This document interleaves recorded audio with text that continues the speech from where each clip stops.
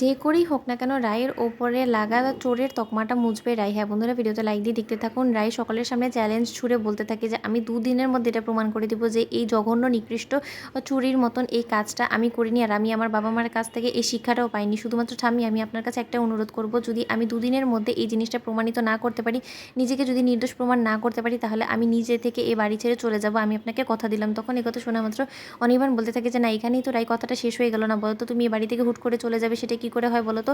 তুমি এ বাড়ি থেকে অবশ্যই তখনই যাবে যখন কিনা তুমি নিজেকে নির্দোষ না প্রমাণ করতে পারবে। কিন্তু এইখানে তো আরও একজনকে আমি সন্দেহ করছি, আর যে কিনা আমার নজরে সন্দেহভাজন তাকেও তো নিজেকে প্রমাণ করতে হবে, আর সেটা হলো গিয়ে আমার মা।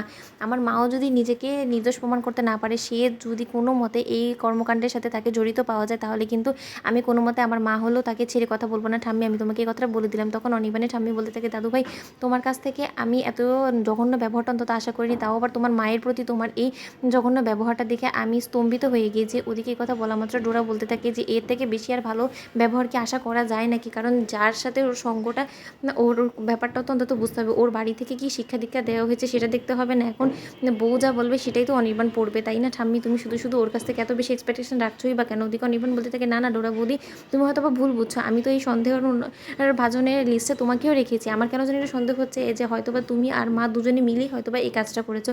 তখন ডোরা বলতে থাকে দেখো অনির্বাণ, তোমার যদি আঙুল তোলার হয় তুমি তোমার পরিবারের দিকে আঙুল তুলো, কিন্তু আর যাই হোক না কেন ভুল করেও আমার দিকে আঙুল তোলার একদম চেষ্টা করবে না, কারণ এই জঘন্য কাজের আর যাই হোক না কেন আমার কোনো রকম কোনো রুচি নেই। আর ঠাম্মির এই সেটের উপর তো আমার বিন্দুমাত্র নজর নেই, আমার আশায় বা কী যায় বলো তো? আমি যদি এই সেটটা পেতাম তাহলে হয়তো আমি কোনো কিছু বলতে পারতাম, এই সেটটা তো আমি কোনো মতে পাবো না, তাহলে আমি সেটের পেছনে এতটা শ্রম কেনই বা দিব বলো তো? তখন অনির্বাণ বলতে থাকে তার মানে এটা বোঝাতে চাচ্ছ যে এই সেটের উপরে তোমার যথেষ্ট পরিমাণে নজর আছে, তাই না ডোরা বৌদি? তখন ডোরা বলতে থাকে প্লিজ অনির্বাণ, ঘুরিয়ে পেঁচিয়ে আমার দিকে আঙুল তোলার বারবার করে চেষ্টা করো না। ওদিকে অনির্বাণের মা অনির্বাণের বাবার কাছে গিয়ে বলতে থাকে হ্যাঁ গো, তুমি দাঁড়িয়ে দাঁড়িয়ে এই কথাগুলো শুনছো, তোমার ছেলে আমার দিকে চোরের অপবাদ দিচ্ছে। তখন অনির্বাণের বাবা বলতে থাকে যে অনির্বাণ, তুমি কিন্তু ভুলে যাচ্ছ যে তুমি তোমার মায়ের সাথে কথা বলছো, আর তুমি তোমার মায়ের গায়ে এরকম করে চোরের অপবাদ কেন দিচ্ছ বলো তো? তুমি তো দেখছো যে হাতে নাতে তুমি যখন প্রমাণ পেলে যে তোমার বই কাজটা করেছে, তাহলে তুমি সেটা যদি মাথা পেতে মেনে নাও তাহলে কি আসে যায় বলো তো? আর মেয়েটাকে বলো না সকলের কাছে ক্ষমা চেয়ে নিতে, তাহলে তো ব্যাপারটা সর্ট আউট হয়ে যায়। তখন রায় বলতে থাকে যে অন্যায়টা আমি করিনি, সেই অন্যায়টা আমি কেন মাথা পেতে নেব বলুন তো বাবা? তখন অনির্বাণের বাবা বলতে থাকে এই মেয়ে, একদম তোমার মুখ থেকে আমি বাবা ডাকটা শুনতে চাই না, কারণ আমি তোমাকে কোনো মতেই অনির্বাণের বউ হিসেবে মেনে নিইনি।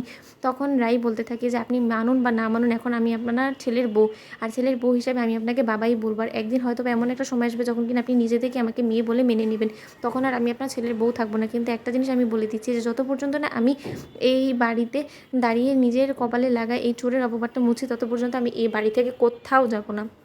আমি এই বাড়িতে থেকেই নিজেকে নির্দোষ প্রমাণ করবো, তারপরে এই বাড়ি থেকে চলে যাবো। তোমাদের ভিডিওটি ভালো লেগে থাকলে লাইক, কমেন্ট, শেয়ার করে সাবস্ক্রাইব করতে ভুলো না।